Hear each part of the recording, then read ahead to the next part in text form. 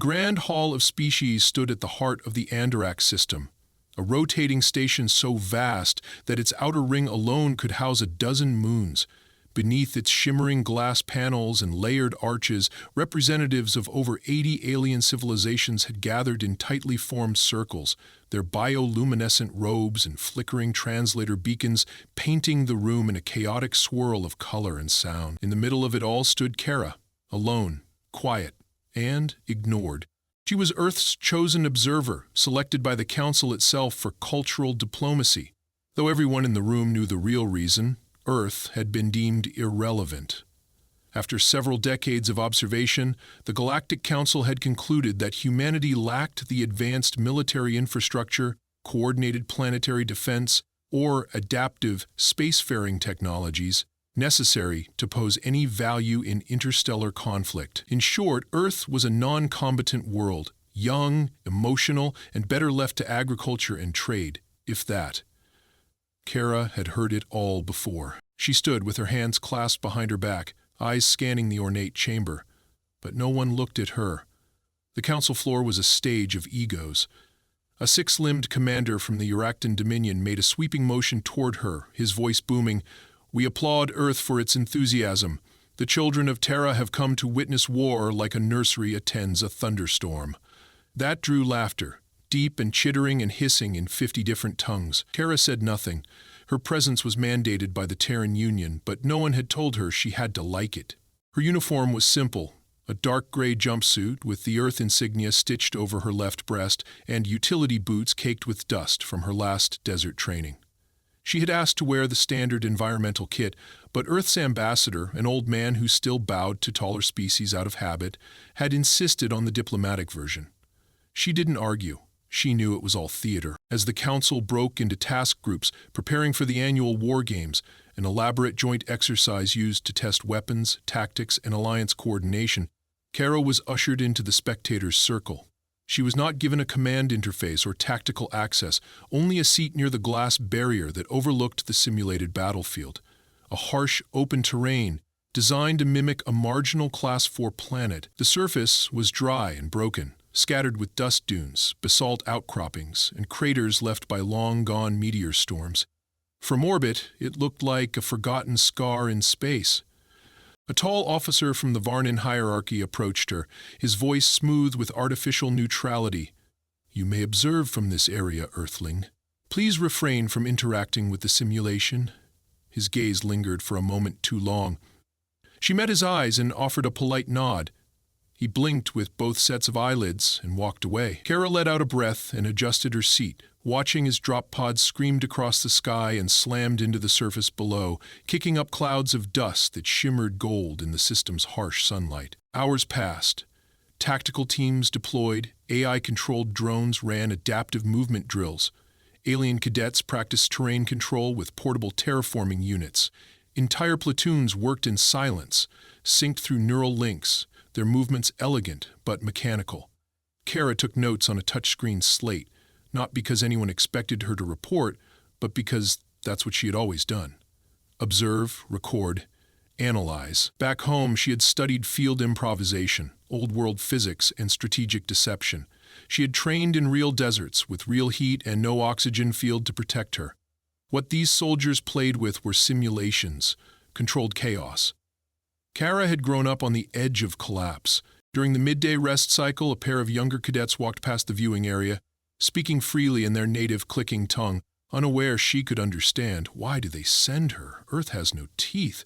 She is just there to watch us bite. The other chuckled. Maybe they think watching will teach them fear. Kara said nothing. She simply smiled faintly and looked back down at her slate, marking wind patterns and dust behavior from the latest drone movement. Later that evening, the council convened once more, this time to give awards to the most efficient tactical units.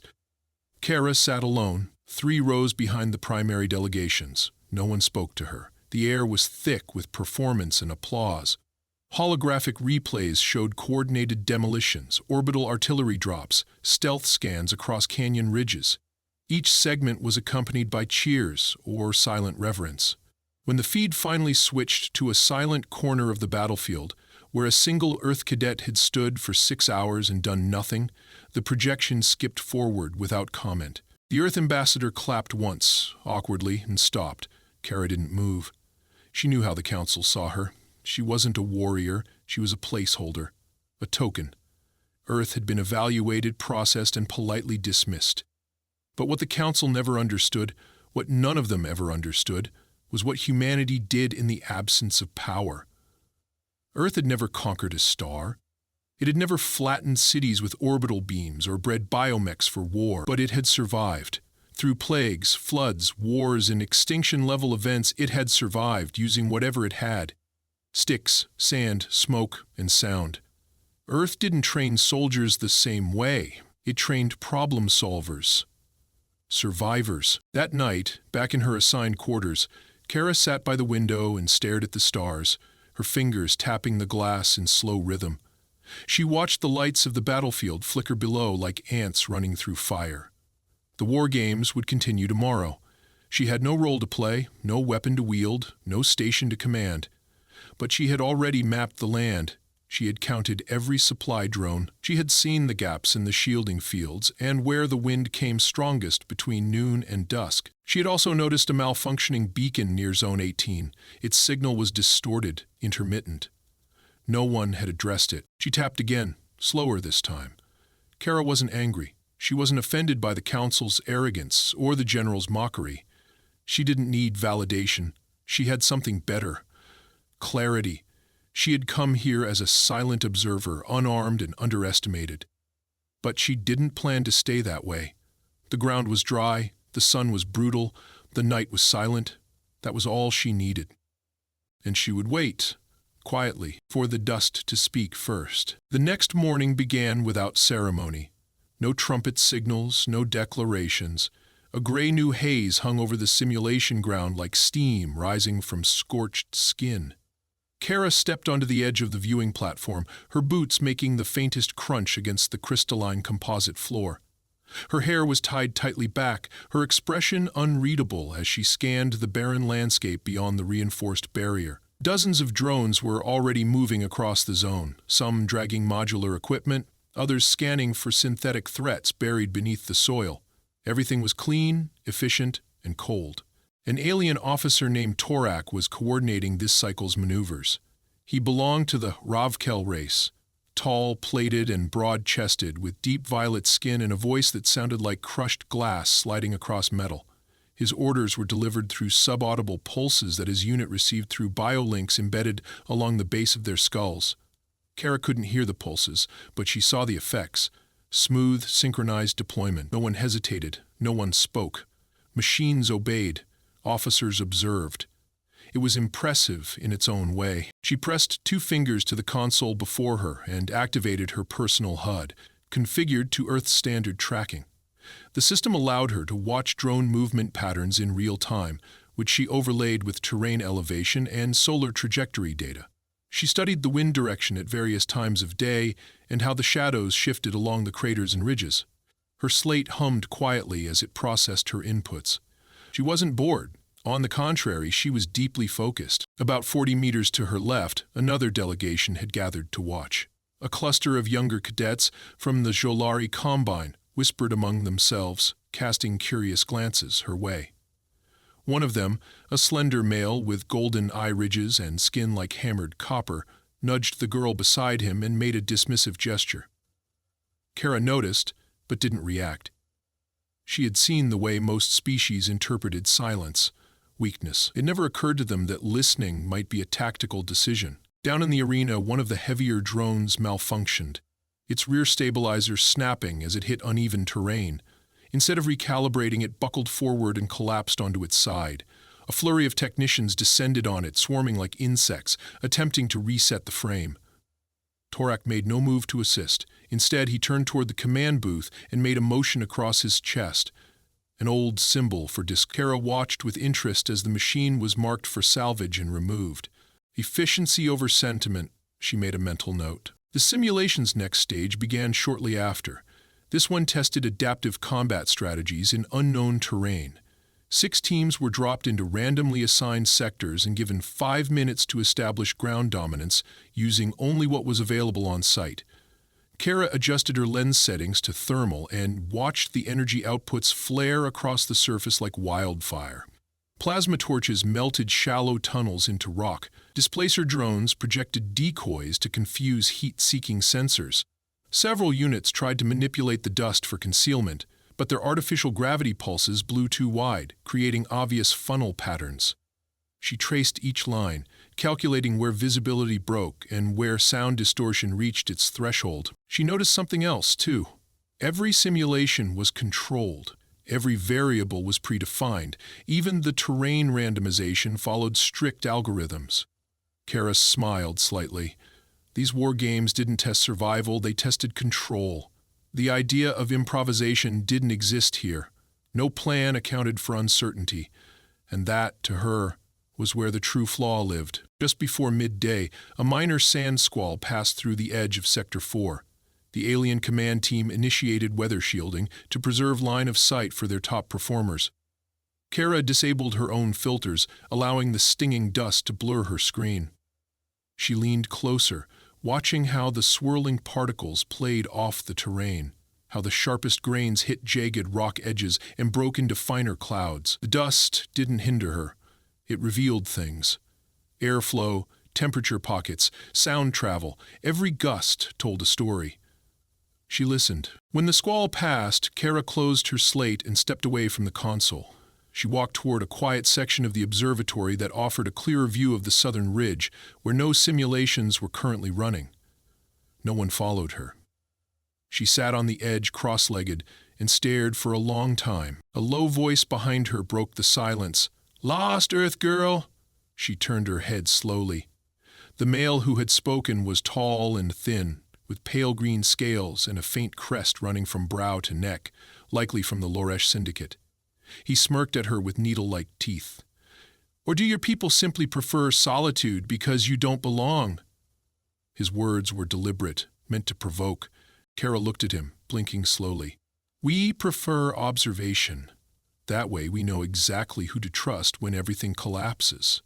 Her tone was even, not cold, but sharp enough to sting. He narrowed his eyes and made a snorting sound before walking off without reply. She returned her gaze to the southern ridge. A distant supply drone passed overhead, unaware of the tension that had just unfolded below. Kara focused again on the terrain. This section hadn't been used yet.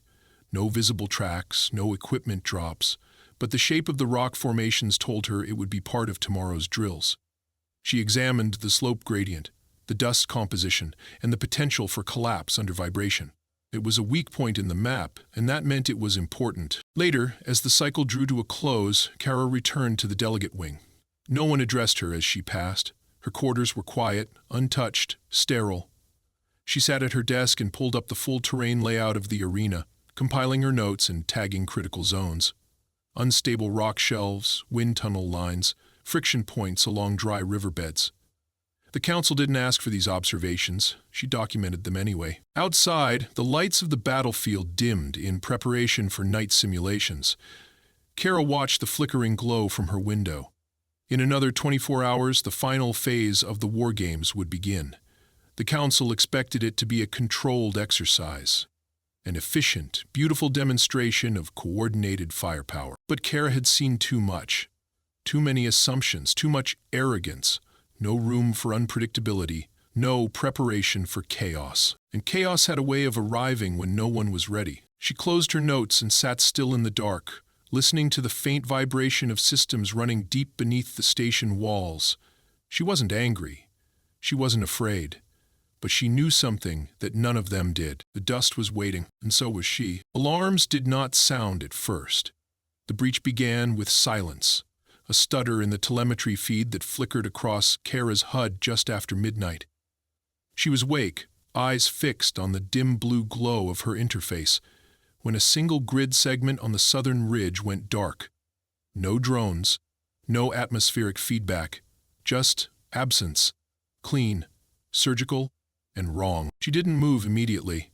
Instead, she cross-referenced the map with her notes, confirming what she already suspected. That sector had not been scheduled for activity. No drills, no transports. She waited 30 seconds. When nothing reappeared, she enabled her passive scan overlay and ran a low-frequency sweep through her console. The result came back jagged and uneven. Something was generating static. Not from malfunction, from masking. She rose from her desk and stepped into the hallway. The lights were low, set to station night protocols. No guards, no foot traffic. Everyone else was either asleep or watching the automated simulations expected to run through dawn. Kara moved quickly through the quiet corridors until she reached the observatory deck. The viewing chamber was dark, the projection glass dimmed. She approached the barrier and peered down into the field. At first there was nothing, just a motionless silence of false night. Then she saw it, a ripple of light, barely visible, like the shimmer of heat above an engine vent. It moved fast, hugging the ground, and vanished behind a slope. She leaned in, adjusting the magnification manually. Another shimmer followed, then another, too fast for maintenance drones, too low for authorized vehicles. She tapped her slate and pulled the security overlay from the Council's open network. 5 sectors had just gone offline, no explanation, no alerts, just quiet removal from the board. Her stomach tightened. That wasn't protocol, that was evasion. Moments later, the lights on the ridge flared white. Then came the tremor. The blast struck with no warning. A gout of fire erupted near the central rock shelf, followed by a concussive wave that cracked the ground in a circular radius. Kara stumbled back, catching herself against the console railing. Below, black shapes darted through the chaos, angular, fluid, and fast. They were not training units, they were too aggressive, too sharp in movement. Rogue drones. Real weapons. Emergency klaxons finally screamed through the station, late and panicked. Red strobes pulsed across the chamber. The observatory doors hissed open behind her, and a pair of council security officers burst in, shouting conflicting orders in overlapping languages. One motioned for her to follow. She didn't. Kara stepped closer to the console, her eyes locked on the projection. The rogue units were expanding rapidly, flanking simulated bunkers, cutting through terrain markers as if they meant nothing. The terrain wasn't designed to resist them. It had never been tested against real threats. These weren't random malfunctions. This was a hostile incursion. The security officer repeated his demand, this time more forcefully. Kara turned her head slowly and said with quiet urgency, "If those drones reach the command core, this station loses gravity in 7 minutes." The officer blinked. He hesitated, then cursed and ran toward the comms relay. She stayed. The other officer tried to usher her toward the exit, but she slipped past him, heading toward the auxiliary hatch that led down to the lower maintenance level. He called out behind her, but she didn't answer. She had memorized the blueprint days ago. She knew exactly where she was going. The corridor was narrow and pulsing with emergency light. The floor vibrated under her boots. She passed an airlock, then ducked into a subsection shaft leading toward a restricted observation pod near Sector 12. She dropped into the launch chute and braced herself as the gravity locks disengaged. With a low hiss, the chamber released, and her pod dropped like a stone. It hit the ground with a hard jolt, throwing dust across the viewplate. Kara unsealed the hatch, crawled out, and looked up. The stars were gone, replaced by a thick column of black smoke spiraling into the air. She pulled the scarf from her belt and tied it over her mouth. The air was thin but breathable. She took a slow step forward, then another. The ground crunched beneath her as she moved toward a ridge she had studied for hours the day before. The slope was weaker than it appeared, ready to collapse under pressure. She crouched, reached into the dust, and picked up a handful. It sifted through her fingers like broken glass. Dry. Fine. Charged with static from the drone movement. That would be useful. Across the basin, 3 rogue units scanned the field. Each was the size of a transport bike, with triple-mounted sensors and segmented limbs that scraped the ground as they moved. She remained low, sliding into a shadowed crevice. Her slate blinked battery down to 42%. She disabled the interface and slipped it into her pack. She needed to draw them away from the ridge. If they reached the station's emergency vent cluster, they could ignite the coolant lines.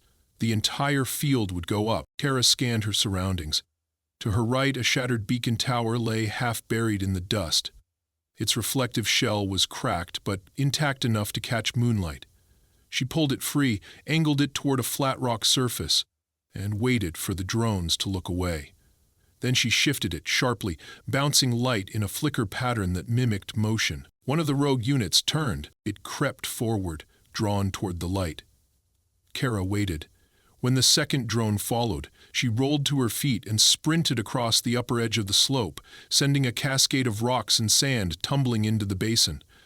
The third drone reacted immediately, surging toward the sound. As it passed beneath her, she dropped her canteen. It burst open against the hot rock. The water hissed and turned to steam. The steam rose, carrying dust into the air in a swirling cloud that reflected every motion sensor beam the drone emitted. Its vision scrambled. It spun in place, confused. Then it charged forward blindly, straight into the unstable ridge. The slope collapsed under its weight. The drone fell hard, striking the lower ledge and sparking violently. Kara slid down the side after it, grabbing the edge of a twisted support pipe to slow her descent.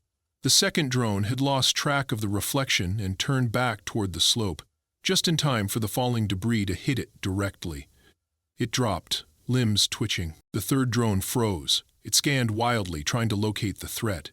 Kara crouched beside the shattered beacon, took one of its reflective shards and angled it toward the dust cloud.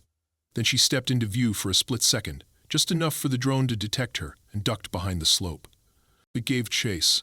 She led it through a narrow passage between two crater ridges, zigzagging across broken rock until she reached the field's far end, where a rusted thermal vent jutted from the ground. Kara waited until the drone entered the gap, then ducked around the back of the vent and struck the base with her boot. The force dislodged a panel, revealing a sharp metal coil still faintly warm from residual heat. She kicked it again. The coil snapped free, clattering into the path of the drone. Its sensors locked on the metal. As it lunged forward, the heat signatures overlapped, enough to trigger its explosive override.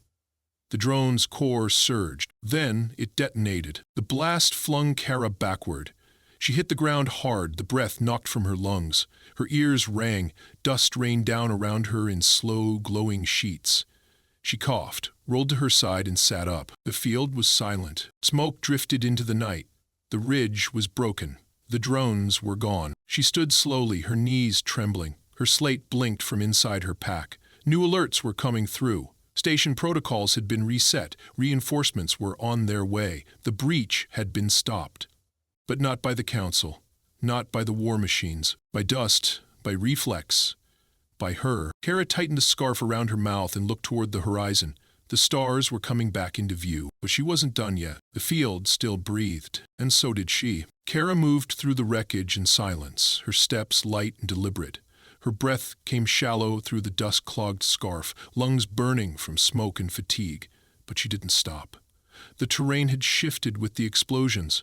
Rocks sat cracked and uneven, vents hissed under their own weight, and the air shimmered where heat pockets clung to the surface. She could feel the static in her fingertips. The ground was more than just terrain now, it was reactive, alive with tension. That was exactly what she needed. She paused atop a shallow incline, her eyes tracing the valley below. Reinforcement shuttles had not yet arrived. No signal flares marked the landing zones. She squinted against the dim light and noticed flickers along the southern horizon. Shapes moving too smoothly to be wind, too quiet to be machines in service mode. More rogue units. She counted 4, possibly 5.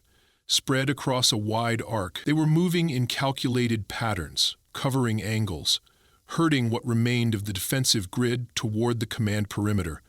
It was an encirclement. She scanned the ridgelines, recalculating distances in her head, then she dropped to her knees and swept a bare hand through the dust. The upper layers had thinned from wind shear, but the fine powder beneath was intact, rich with iron content and bone-dry. She pressed her palm to it, then pulled back, watching how it clung briefly to the oil in her skin before crumbling away.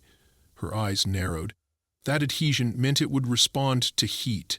She glanced at the cracked lens in her hand, still warm from exposure to combustion near the destroyed drone. With enough angle and elevation, it could redirect solar rays into a hot point. The dust would lift, scatter, blind. She pulled the coil from the broken beacon frame and wrapped its filament around a chunk of reflective panel. She bent it until it formed a crude loop, catching moonlight and bending it toward a tight focal point on the stone. It took 2 minutes of careful calibration, using scraps and bent piping to prop it in place.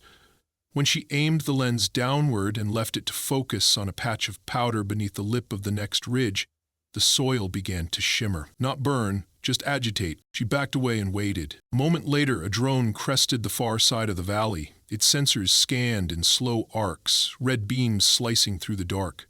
It paused when it detected motion from the scattered debris, then advanced. As it crossed the targeted slope, the agitated dust began to rise. First in thin threads, then in an upward swirl as the heat intensified. Kara watched from a crouch beside a jagged slab, hands steady, eyes fixed. The drone's behavior changed. Its movement slowed. Its scanning beams stuttered and twitched, unable to penetrate the shifting cloud. Then the beams vanished altogether. The unit's front limbs lifted, swiping blindly through the air, misinterpreting the motion of the dust as movement from multiple directions. The artificial intelligence inside attempted recalibration. Too late. The drone fired blindly into nothing. The blasts triggered a reaction in the ground beneath it, stirring a previously untouched dry pocket that exploded upward in a concentrated burst of powder. Visibility dropped to 0. Kara didn't move. She waited as the unit spun and convulsed, its processors shorting out from repeated command failures and sensory overload. Within 40 seconds it collapsed, motionless, its front limbs twitching faintly as its core shut down to avoid meltdown. She rose slowly, brushing the powder from her sleeves. That was one. Another shimmer moved along the opposite ridge. This one was larger, armored, likely a control unit. It would not fall for the same trick. She ran through the shattered field toward the rusted remains of a support structure, dragging behind her a length of piping half buried in the earth. The pipe squealed as she freed it, metal grinding against stone. She winced, but didn't stop. She needed a frame, something to redirect heat faster, something that could double as a decoy if the drone came in close. She set to work beneath a crescent-shaped overhang. First, she mounted the pipe against the rock face using broken conduit ties. Then she shattered a secondary lens from her slate and wedged the shard at the pipe's mouth. The sun would rise soon, and she had maybe 15 minutes of low-angle light to use. She cleared a ring of soil around the device, then pulled the remains of her scarf free and tore it into strips, tying them to nearby protrusions. When the wind picked up, the cloth would flutter, drawing attention. The drone would see the movement. It would investigate. And when it approached the heated patch, it would lose sensory priority to the dominant visual disruption, the flickering dust spiral. She moved uphill, crouching behind a series of boulders where she could watch safely. The light shifted, sharpening against the horizon. The sky turned from violet to pale blue. Sunlight caught the edges of the lens. The unit arrived precisely as she'd expected. Its sensors tracked the fluttering cloth first, then the reflection from the lens. It paused just inside the dust ring. Kara watched the vented coil beneath the piping begin to glow, weak at first, then brighter. The dust stirred. The spiral began. A second later, the drone moved into the trap. But this one adapted, pulsed outward, releasing a shockwave to break the dust pattern. Kara's heart raced. She watched the dust collapse under pressure, dropping to the ground in a deadfall. The illusion was gone. The drone turned toward the boulders. She didn't hesitate. She grabbed the shard of reflective panel from her belt and threw it with all her strength into the base of the piping unit. The makeshift trap collapsed in sparks and flame, releasing a burst of pressure and heat that reignited the surrounding dust in a sudden thermal spiral. The drone reacted too slowly. Its limbs flailed, caught in the funnel. One of its rear stabilizers clipped a rock edge and snapped. It lost balance, spun, and fell. Kara sprinted downhill, sliding through the dust, and leapt onto the drone's frame. She reached beneath it, found the coolant line near the base of its central joint, and drove the sharpest end of her slate into the exposed coupling. The fluid hissed and sprayed, then ignited in the open air, a blue flame shooting up the side. She rolled off as the unit spasmed, twitched once, and then ceased movement entirely. Her hands shook. She sat in the dirt for a few seconds, catching her breath, eyes wide, body trembling from the aftermath. But she was alive. She had disabled a command drone with fire, dust, and physics. No weapons, no shields, just pressure, timing, an improvisation. She rose again, slower this time. There was one more. She could hear its tread echoing through the hollow craters beyond the ridge. She moved to the high ground, searching for a location with a clear field of view and a stable lens angle. But this time, the slope betrayed her. As she climbed a narrow ledge, her boot slipped on loose grit, sending a cascade of stones tumbling downward. The sound echoed like thunder. The drone turned. She had seconds. Kara bolted, veering left toward a ravine carved long ago by erosion, now little more than a dry gash in the earth. She jumped into it, tumbled against the wall, and rolled to a crouch. Her side screamed in pain. A rib was bruised, maybe cracked. She ignored it. The drone's shadow passed overhead. It hovered, scanning. She reached into her pocket and pulled out her ID badge. The plastic was cracked and scorched. The transparent coating was blistered from heat exposure, but it still caught light. She angled it toward the far wall and pulsed her fingers behind it, creating the illusion of movement just beyond the ravine. The drone shifted. Its sensors narrowed. Then it moved toward the image. Kara slid backward into the crevice, reached behind her, and found a pile of dried brush caught in the wall crack. She struck her slate against stone until a spark caught. The brush ignited, sending smoke curling upward. The drone registered the heat and descended. As it hovered over the smoke, Kara pulled free a length of torn conduit from the dirt and whipped it upward into the drone's intake port. The engine stalled. The unit dropped like a stone and slammed into the ravine floor. She rushed it, dragging a stone shard along its external cable lines until sparks flew. The machine died. Silence returned to the field. Kara stood over the carcass, chest heaving. The air was hot, her limbs ached. But the drones were gone. The dust had done its job, and she was not done yet. Above her, the sun continued to rise, lighting the battlefield in pale gold. And somewhere far above, the council watched. But now, for the first time, they said nothing. Kara stood at the ravine's edge, her shadow stretching long behind her as the morning sun lifted fully above the ridge. The battlefield lay broken and still. Smoke rose from blackened drone husks, and shattered shards of composite armor glittered among the stones like glass swept from a sacred floor. Her fingers were raw, her arms bruised, her uniform torn and scorched. But she remained upright, eyes clear, pulse steady. She took one final breath of the dust-heavy air and turned her gaze upward. A hum vibrated through the ground. The arrival of the shuttle. Not the emergency response she had expected. This was a council escort craft, silent in descent, flanked by 4 stabilizer pods that pressed heat downward in steady waves. The ship touched down 30 meters from where she stood, its lower hatch opening with a practiced hiss. Out of it stepped a delegation she recognized by posture before insignia. The first was Councillor Theric of the Zorathi cluster, tall and brittle, his eyes perpetually narrowed as though peering through fog. Behind him came Commander Torak, expression like carved obsidian, followed by 3 aides whose names she did not know and didn't need to. One of them held a data tablet, one carried a sealed containment box, the third held nothing at all and never looked up from the ground. None of them spoke for several seconds. Kara remained where she was, hands loose by her sides.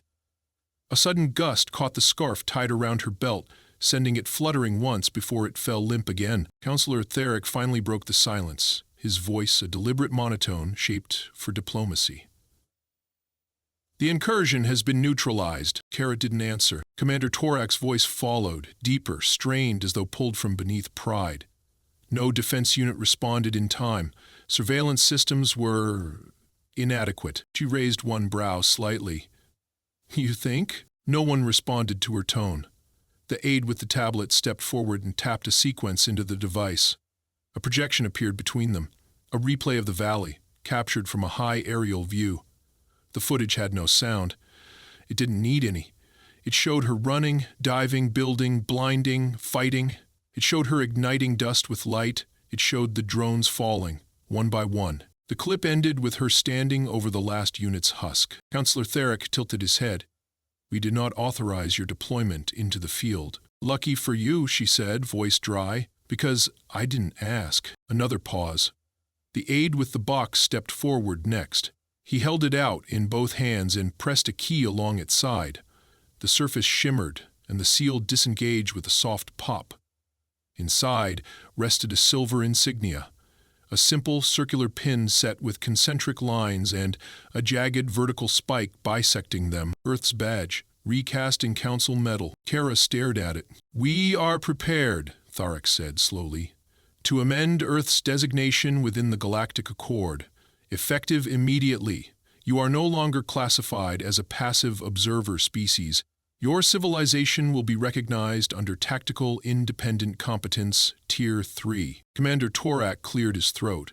"That includes access to regional command networks, full observation privileges during strategic planning, and," he hesitated, "an invitation to participate in next cycle's primary war games." Kara looked from the box to his face. "So, we're not worthless anymore." "No," he said.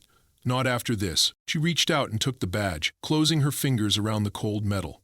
It was heavier than she expected. Darek adjusted his robe. "You understand this comes with responsibilities. Earth's conduct will reflect directly upon your place in the Accord.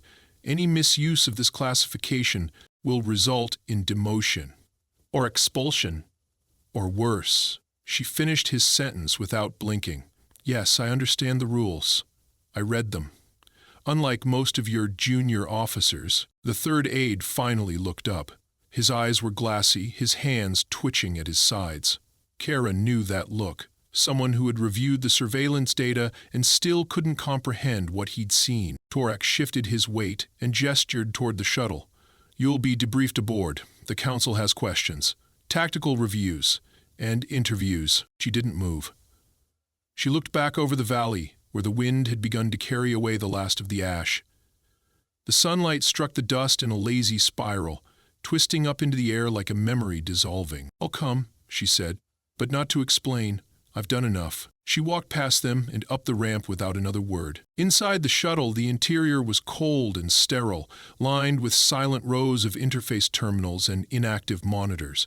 She sat alone near the observation window as the hatch closed behind her. Outside, the Council delegation remained in place, watching the field as if waiting for it to reveal more. The engines engaged with a quiet roar and the ship lifted from the ground. Kara didn't watch the field shrink away. She had already seen enough. As the shuttle cleared the atmosphere, she removed the badge from her palm and set it on the armrest. She stared at it, letting its polished surface catch the light. It meant nothing to her. Not really. Not after what she had seen, what she had done. She had walked into a storm with no weapon, no support, and no approval. She had turned dust into a weapon, heat into misdirection, and gravity into her ally. Not because she wanted recognition, but because no one else knew how to adapt when the world fell out from under them. That was what Earth had always done. She leaned her head back against the seat and closed her eyes. She didn't think about medals or upgrades or council titles. She thought of home, of dry soil between her fingers, of sun-blasted cliffs, of the way the air always felt before a storm. She thought of her instructors, the ones who had taught her to learn with her hands, not just her mind, the ones who had told her that survival was not a matter of force, but of understanding. When the shuttle docked at the central station, a full delegation would be waiting. Interviews, reports, protocols. But she already knew what she would say. Nothing. Let the footage speak, let the dust tell its own story. Because for the first time in Earth's history, the Council had been silenced, not by lasers or battleships, but by a girl who listened to the wind, read the ground, and proved that survival was not always loud. It was clever, quiet, calculated, and deeply human. She opened her eyes again and looked out at the stars. No longer overlooked, no longer underestimated. Earth had arrived, not with an army, but with a lesson.